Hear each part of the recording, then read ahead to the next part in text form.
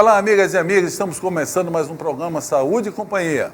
Esse programa é apresentado por mim, Renato Silva, professor da faculdade, chefe da unidade de transplante de fígado do Hospital de Base, e pelo professor Domingo Marculino Braille. Professor Domingo Marculino Braille é professor emérito da Unicamp e da FAMERP. E este programa chama-se Saúde e Companhia, porque nós sempre temos aqui na mesa alguém com vasta experiência em sua área, que vai trazer informações para você cuidar melhor da sua saúde e da sua família. Hoje nós temos aqui José Carlos Mesquita.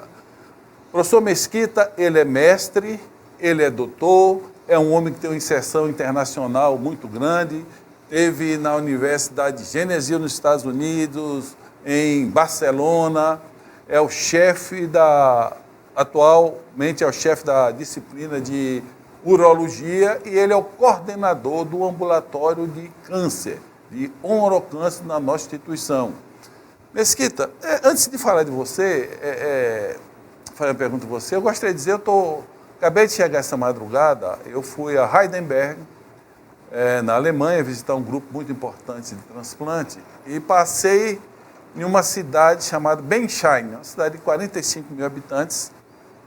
Fui conhecer uma empresa que fabrica solução de preservação e a maior alegria, professor Braille, você que está nos ouvindo e nos assistindo, foi que o dono da empresa me esperou na porta da empresa. Eu nem sabia que ele era o dono. E quando eu falei que era de Rio Preto, ele referiu-se ao grande amigo dele, professor Domingo Marculino Braille. Entendeu? Esse doutor Kuller, já esteve aqui em Rio Preto, ele e a filha dele veio conhecer a empresa do professor Braille e mandou um abraço fraternal, professor Braille. É um prazer muito grande. Nós sabemos que Braille não é um nome só de Rio Preto, de São Paulo, do país. É um homem universal, onde você vai conhece pessoas que com certeza conhecem o professor Braille. E também nós tivemos na Universidade de Groningen, na Holanda, e fomos lá ver uma tecnologia fantástica para transplante de fígado, que a partir de janeiro será adaptada ao nosso hospital, à nossa instituição, uma coisa fundamental. Mesquita, eu sei que você tem todos os filhos médicos. Isso. Todos os filhos médicos. Todos os filhos. E todos os filhos farão urologia. Eu já falei aqui espero. Mais de uma vez, eu não tenho nenhum filho médico. Mas eu tenho um colega de turma que ele disse que eu não tenho filho médico porque eu fui muito democrático. Ele disse que quando ele nasceu, os filhos dele nasceram, que ele falava no ouvido, você vai ser urologista. Aí virou urologista. Tua família foi assim, não? Não foi, não. Só tem eu médico e eu até fiquei muito surpreso quando meus filhos quiseram ser médico. Eu acho que ser médico não é uma coisa muito fácil, tem que ser alguma coisa de dedicação. Aliás, você começou o programa falando dessa figura ilustre que está no coração de todos nós, que é o Dr. Braille.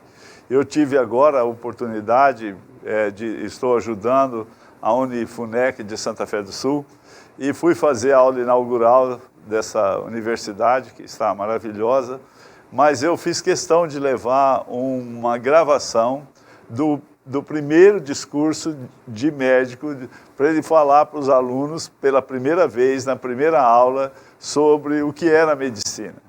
Fantástico. E foi muito emocionante que eu levei uma gravação dele, e ele compara muito a nossa profissão, a dedicação de Cristo. Ele conta, inclusive, nessa entrevista dele, há uma passagem da Bíblia onde ele promove a cura do indivíduo, então ele diz que aí é que começa a medicina. Então, Dr. Braille, eu quero agradecer essa gravação que ele fez e também quero agradecer a emoção que eu senti, porque eu vi muitos pais chorarem enquanto ele falou. Foi maravilhoso.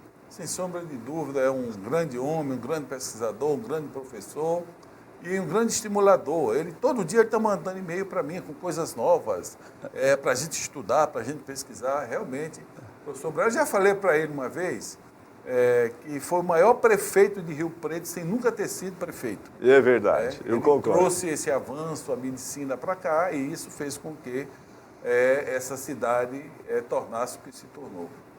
Ô, Mesquita, você vem de família de médicos, teu pai é médico, tua mãe é médica? Não. Como é que nasceu a medicina no teu coração? Nasceu talvez de uma oportunidade. Nem eu sonhei que eu gostaria tanto de ser médico assim. Eu vim para cá, para Rio Preto, necessariamente para trabalhar, e de repente eu acabei, por circunstância, eu queria estudar. E comecei a fazer cursinho, e alguém me estimulou eu a prestar o vestibular para poder promover o nome do cursinho, que como eu estudava bastante, o cara achava que precisava divulgar o nome com alunos que passassem em medicina. E aí eu acabei passando e realmente eu acho que, eu sempre digo uma coisa, que eu acho que o meu grande amor da minha vida foi medicina. Eu amo o que eu faço. E esse amor entrou, pelo que você falou, ele entrou por acaso, você não sabia o que ia fazer ainda, e essa pessoa, vendo que você era um potencial de passar, estimulou você a fazer? Estimulou a fazer, mas eu nunca tive nenhum parente médico, nunca tive ninguém, nunca tive convívio no meio médico, né? Porque vim da roça, então veio de Andeara.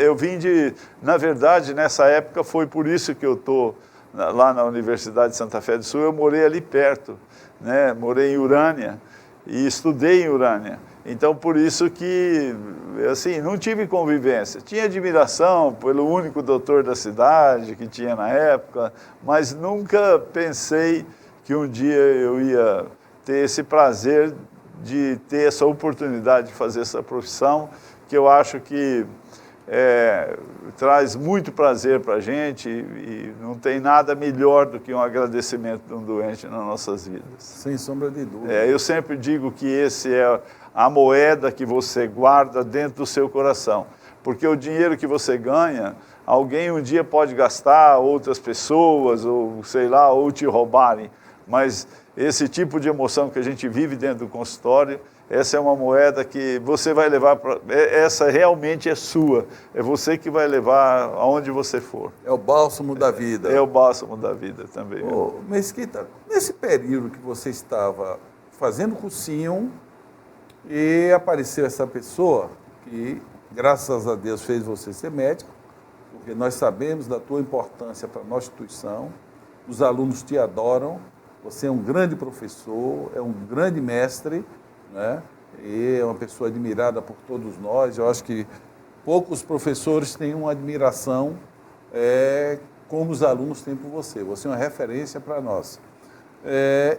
Mas nesse período aí, antes de você decidir pela medicina, passava o que em tua cabeça? Eu pensei em ser juiz de direito, por causa que queria justiça. Era uma época, você sabe, antes de entrar na faculdade, era uma época pós-revolução. Então a gente pensava em queria fazer as justiças, era a mesma situação, talvez muito parecida, de conturbação que a gente vive hoje. Então eu pensava isso, tinha uma queda muito grande por matemática, sempre gostei muito. É por isso que fui coordenador de física do Colégio Objetivo, entendeu? Comecei a dar aula de física. Mas eu sabia uma física decorada, não sabia uma física profunda. Mesmo assim, tive a oportunidade aqui, na época, de ser o professor que mais ganhou bem por hora aula, e fico muito triste hoje quando vejo minha classe de professor ganhando tão mal, porque quando eu comecei a dar aula em cursinho, naquela época se ganhava bem, então eu consegui ter carro, consegui ter uma vida realmente boa, tendo em vista a situação da onde eu vinha, de como eu saí, de como eu comecei. Então, pude ver o mar, pude ter férias, que eu acho que é isso que é a vida. Ô, Mesquita, nós vamos fazer um pequeno intervalo e eu vou deixar uma pergunta aqui para você.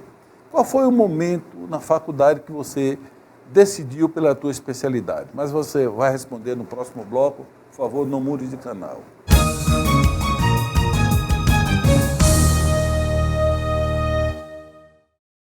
Itamaraty Contabilidade e Auditoria. 30 anos de serviço. Nem precisa dizer que vale a pena. Alcançamos todo o Brasil através da Rede Nacional de Contabilidade. Itamaraty Contabilidade e Auditoria. Inteligência fiscal é aqui.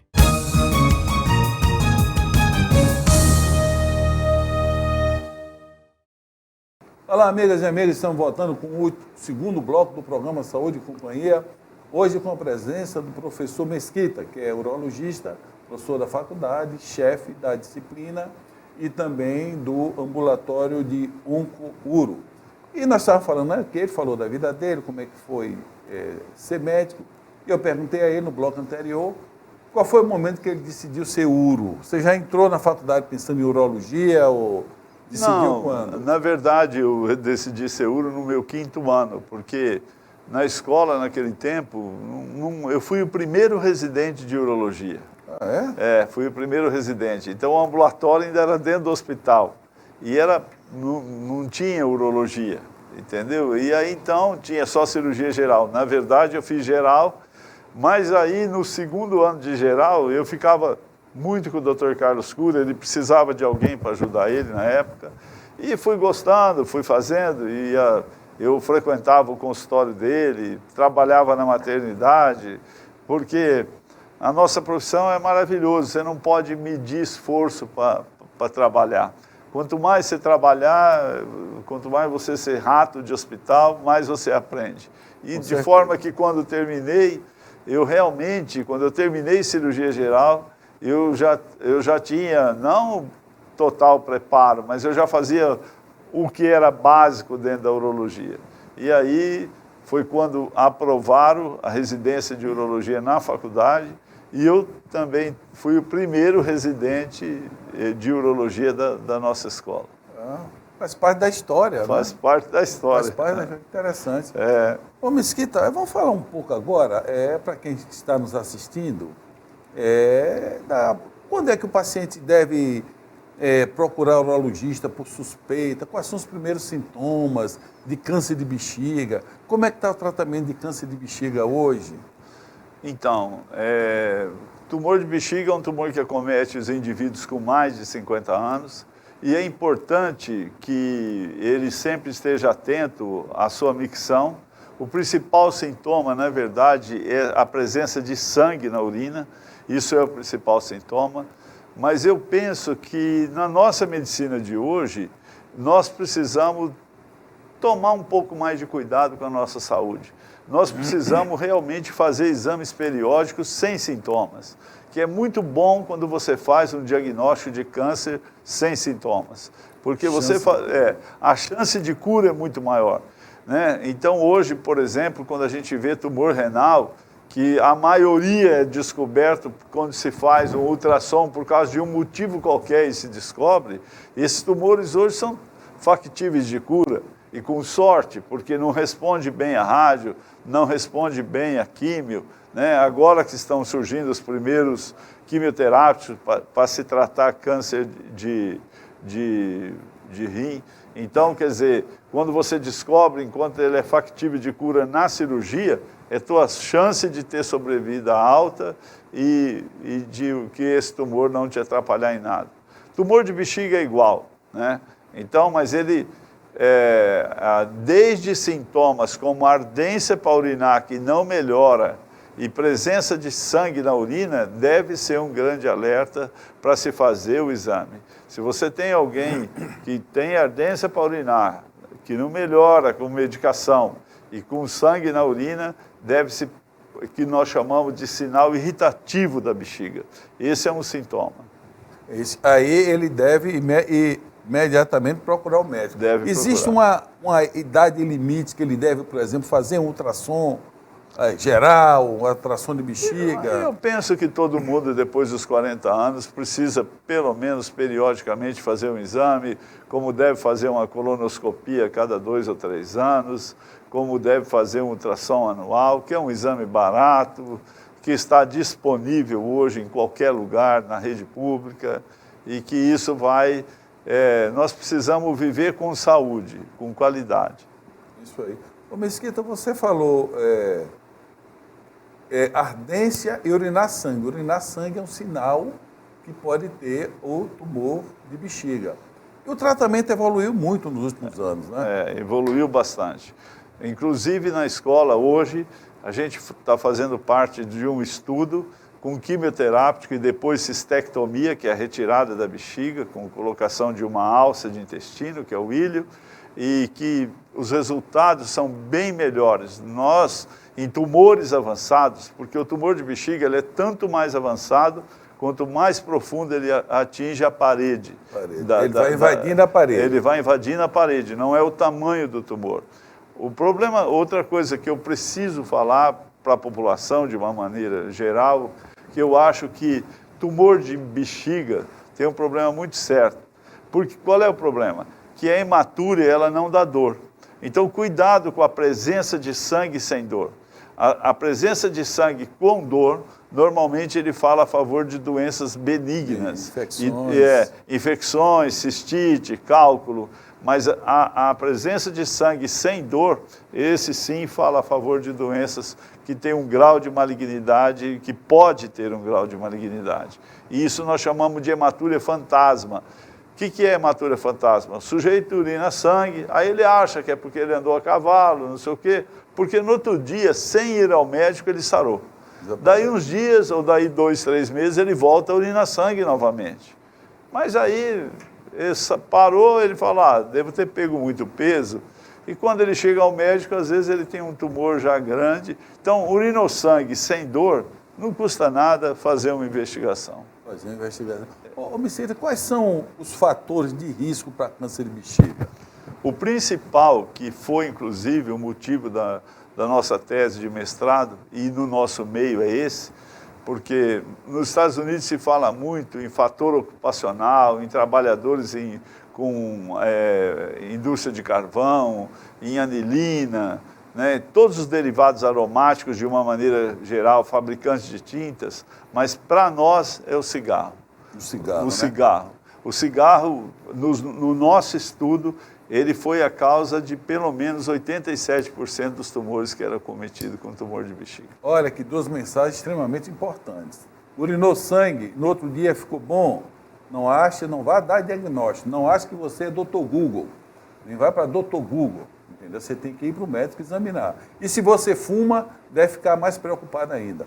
Mesquita, nós vamos para um pequeno intervalo e eu gostaria de saber de você se o câncer de próstata está aumentando, mas você vai responder no próximo bloco.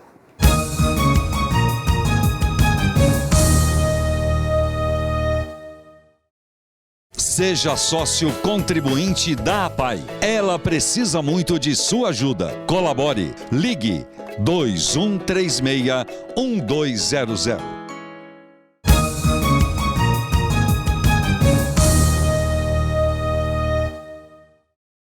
Olá, amigas e amigas, estamos voltando com o último bloco do programa Saúde e Companhia, hoje com a presença do professor Mesquita, que é urologista, professor da nossa faculdade, um grande colega que tem informado muitas pessoas e é uma referência no ensino médico. Mesquita, nós falamos do câncer de bexiga e agora vamos falar sobre o câncer de próstata. Ele está aumentando, o homem já está mais educado, está indo procurar mais o médico ou a maioria dos cânceres ainda são avançados? Não, melhorou muito. Eu me lembro que quando comecei a fazer diagnóstico de câncer de próstata, que aliás, um dos motivos que me levou a fazer urologia foi a paixão que eu tive por um doente que era uma pessoa maravilhosa e foi um grande pintor nessa cidade, o seu Adelino. O seu Adelino foi um sujeito que inclusive me ensinou a pintar quadro, e eu sempre iria chamar o seu Adelino Malagoli, e eu ia até a residência dele, e ele me mostrava os quadros dele, e ele tinha um câncer de próstata muito avançado, porque naquela época nós só fazíamos diagnóstico quando o indivíduo já tinha metástase óssea. Pouca gente fazia toque retal, se precavia, ou fazia PSA. O advento do PSA melhorou muito, né? Porque mesmo naqueles que se negam a fazer o toque, pelo menos quando faz o exame de sangue, ele é um denunciador, isso já ajuda, e as campanhas também. Então, eu não sei, hoje os trabalhos dos Estados Unidos não mostram assim, o aumento que houve, na verdade, foi uma melhoria no diagnóstico.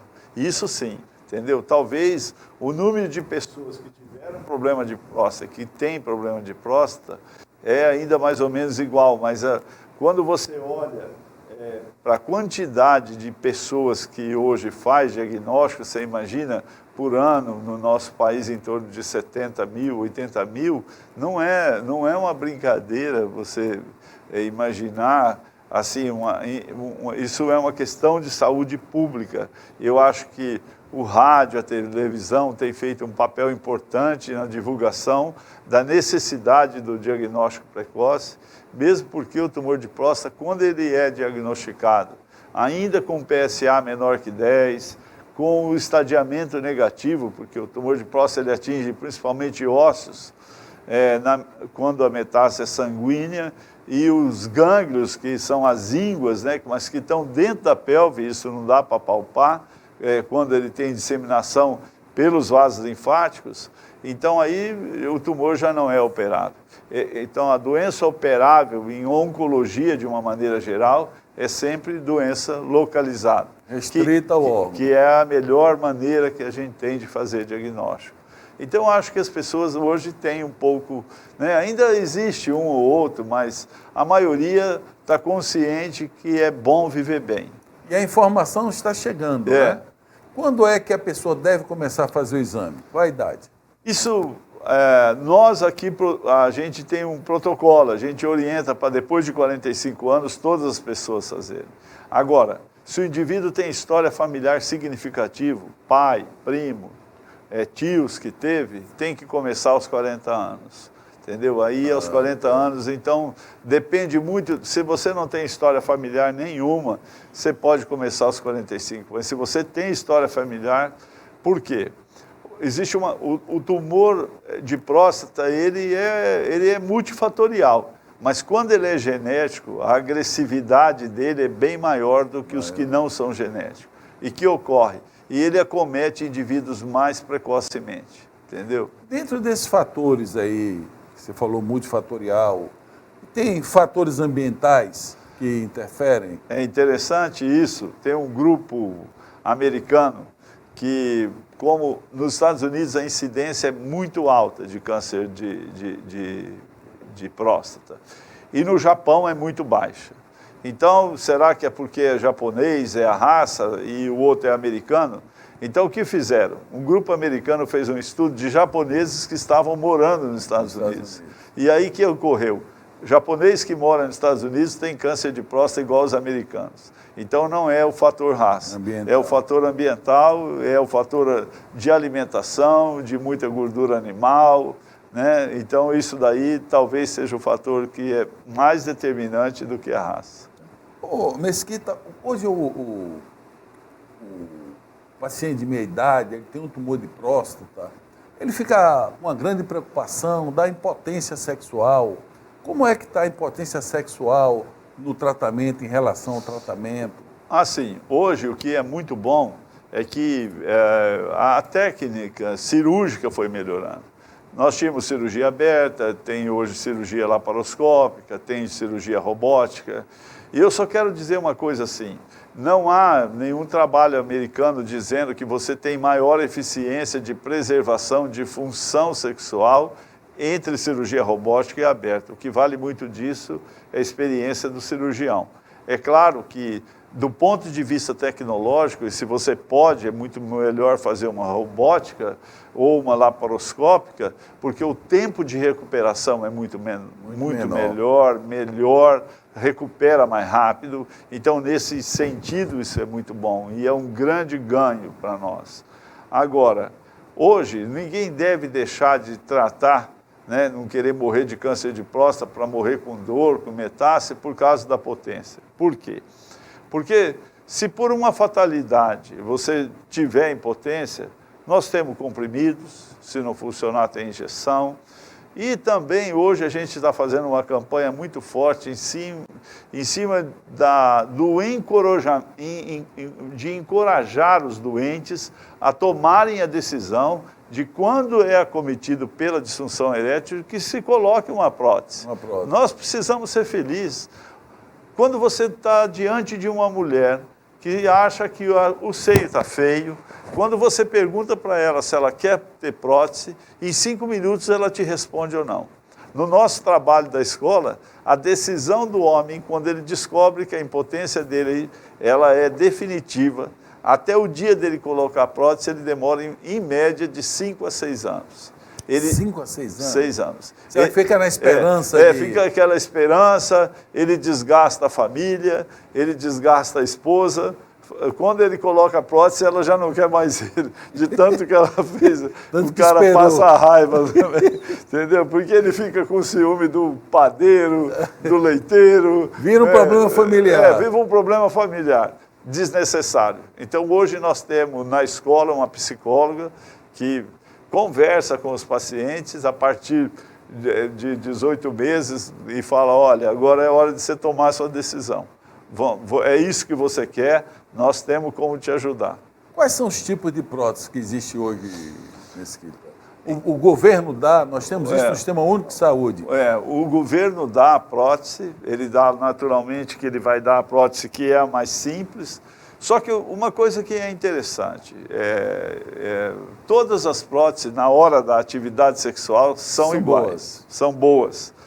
Então, por que uma é tão cara e outra é tão mais barata? O que encarece a prótese, na verdade, é o disfarce. Quanto mais ela disfarça que o indivíduo tem prótese, mais cara ela é, entendeu? Então, o que ocorre? Prótese cara demais, você nem percebe que o cara tem prótese, ele sabe que tem.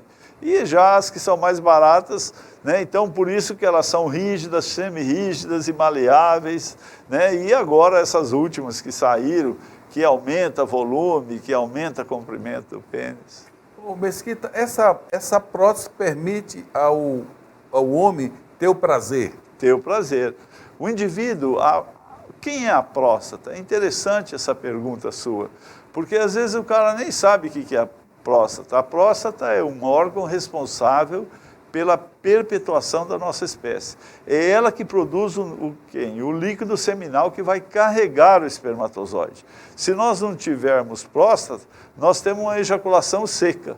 Então é o que acontece com quem tira a próstata. Ele tem a sensação do orgasmo, porém ele não tem ejaculação. Entendeu? E aí é igual, ele vai ter a sensação, porém vai ter uma ejaculação seca, mas ele tem orgasmo. Okay. Bem, muita informação, Mesquita, eu gostaria de convidá-lo para você voltar aqui outras vezes, e eu gostaria que você deixasse uma mensagem aí para o nosso telespectador, por favor. Eu quero agradecer a oportunidade de estar aqui, dizer que eu tenho a nossa escola dentro do meu coração, dentro da minha alma, foi aí que eu me formei. Agora estou nesse projeto aí na Unifunec, que também foi o lugar que eu vivi, o lugar que eu passei bons dias da minha infância e parte da minha juventude, mas foi na FAMERP que aconteceu tanta coisa na minha vida que me fez eu amar muito mais a minha profissão do que eu amo hoje, e eu gostaria que quem tivesse a aptidão de ser médico, que não tivesse medo, porque ser médico realmente é uma mágica dentro de nós. Muito obrigado. Bem, obrigado a todos, paz e saúde, até a próxima semana.